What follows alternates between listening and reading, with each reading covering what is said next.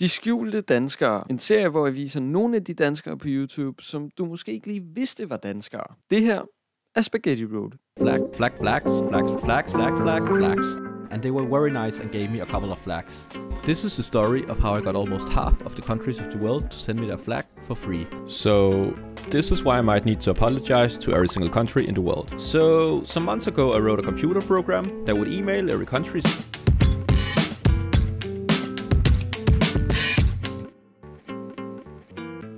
Jamen, jeg hedder Sebastian, og jeg er 28 år, og har kanalen Spaghetti Road, som egentlig er det, jeg laver til daglig nu, arbejder på den.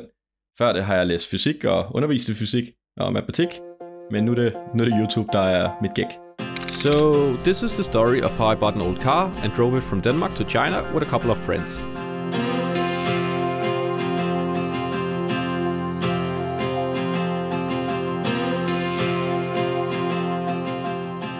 Det var ikke noget, vi gjorde for YouTube. Altså, klippene er 4 år gamle, så det var længe før, at jeg overhovedet havde tanker om at lave videoer. Så det var bare rejsebilleder blandt venner, som jeg klippede sammen og så fortalte historien. Altså, ideen var ikke at lave en YouTube-video eller på nogen måde nogen form for content. Det var egentlig bare, at jeg selv synes projektet var sjovt. Så jeg sad hjemme hos min kæreste en dag og spurgte, tror du, jeg kan få blade, hvis jeg skriver til alle ambassader? Kan jeg komme på en eller anden watchlist, eller kan der ske noget? Og hun sagde, at det er en dum idé, men jeg tænkte alligevel, lad os prøve. Og så skrev jeg det program, og det var egentlig bare sjovt i starten, at du vil modtage en masse flag. Og så undervejs tænkte jeg, hold kæft, det kan blive en nem clickbait til det her. Altså det er jo en ideel YouTube-video. Så begyndte jeg at tage min telefon op og filme en gang imellem.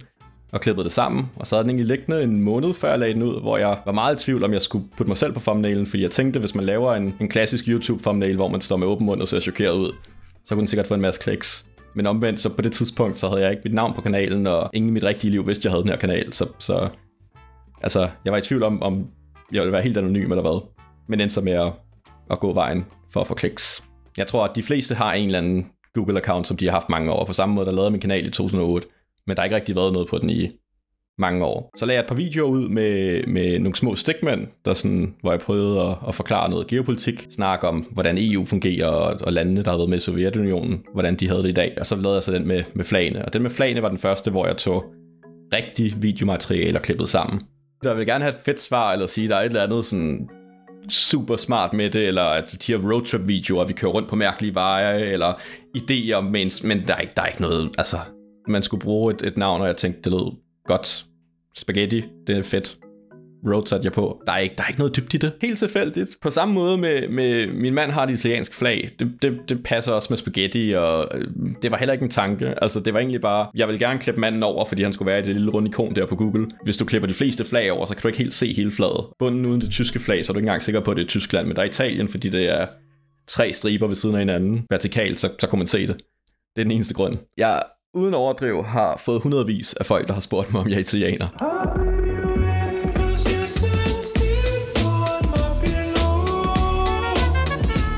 Since the last flag video, the channel has grown quite a bit again, and I'm very thankful to say that we're now bigger in terms of subscribers than the countries of Kiribati, St. Lucia, Samoa, Sao Tome and Principe, and even Barbados. So thank you to everybody who subscribed. I really do appreciate it.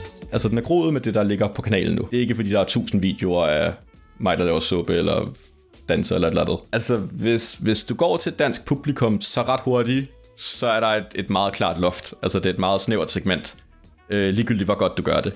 Der er selvfølgelig nogle andre fordele, at generelt så AdSensen er måske lidt bedre i Danmark, end den vil være helt gennemsnitligt over hele verden, hvis man gør det kun af økonomiske grunde, eller kvaliteten. Altså, på dansk YouTube vil det mindre, så konkurrerer du selvfølgelig også med et mindre, en mindre gruppe af videokreatører. Ingen hits, ingen diss, men der er bare flere på engelsk. Det er både mere konkurrence, men det er også et meget større publikum, du kan nå ud til.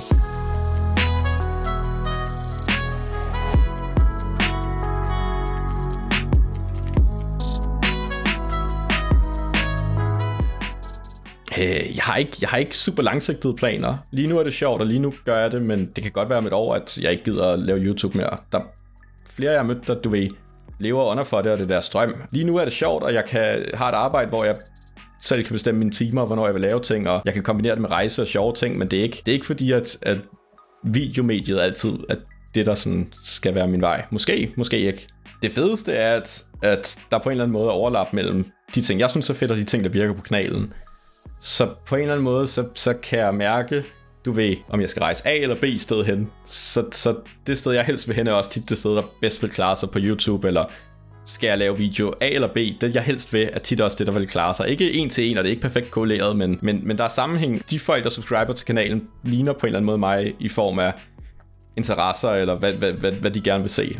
Og det er ret nice. Altså, jeg tror også, jeg kunne vokse endnu mere, eller endnu hurtigere. Altså især fordi, hvis man lavede Reddit React-videoer, og det er ikke for at love, at jeg aldrig gør det, men det vil du kunne slynge ud relativt hurtigt, ikke? Altså der er det næsten bare at sætte dig foran kameraet, åbne Reddit, scroll lidt ned, grine højlydt nogle gange, og lidt overgearet editing på. Det er ikke, altså, det er ikke der, jeg vil hen med kanalen. Jeg kan huske dengang, du ved, man skal have 1000 subscribers for at blive monetized, og der sådan lige så snart kanalen var monetized, og jeg havde nået det, så filmede jeg den første reklame, altså på min telefon, og uden at tænke over det, så når den der nede i hjørnet kommer op, sådan, vil du skifte videre, så gjorde jeg det med det samme. Så sådan, jeg kunne ikke engang for show for mig selv overskue at se den.